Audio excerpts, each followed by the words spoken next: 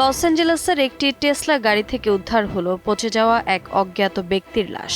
গাড়িটি যার নামে রেজিস্টার্ড তিনি তরুণ গায়ক ডেভিড অ্যান্থনি বার্গ, অর্থাৎ বিশ্বজুড়ে পরিচিত D4VD নামে। মাত্র ২০ বছর বয়সেই যিনি রোমান্টিক হোমিসাইড আর হেয়ার উইথ মি দিয়ে কোটি ভক্তের হৃদয়ে জায়গা করে নিয়েছেন, আজ তার নাম জড়িয়ে গেল এক ভয়াবহ ঘটনার সঙ্গে। ঘটনাটি সামনে আসে সোমবার দুপুরে। একটি টইয়ার্ডে ফেলে রাখা টেসলা থেকে আসছিল তীব্র দুর্গন্ধ।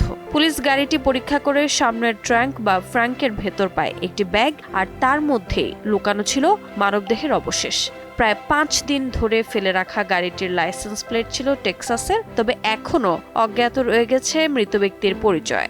ঘটনার পর গায়ক D4VD কোনো মন্তব্য করেননি, অথচ এরই মধ্যে চলছে তার বিশ্বভ্রমণ কনসার্ট উইটার্ড ওয়ার্ল্ড ট্যুর। মঙ্গলবার তার মঞ্চে ওঠার কথা মিনিয়াপলিসে, আর ২০ সেপ্টেম্বর অনুষ্ঠান হওয়ার কথা লস অ্যাঞ্জেলেসে। কিন্তু এই ঘটনার পর ট্যুরের ভবিষ্যৎ আর শিল্পীর ইমেজ সবই প্রশ্নের মুখে।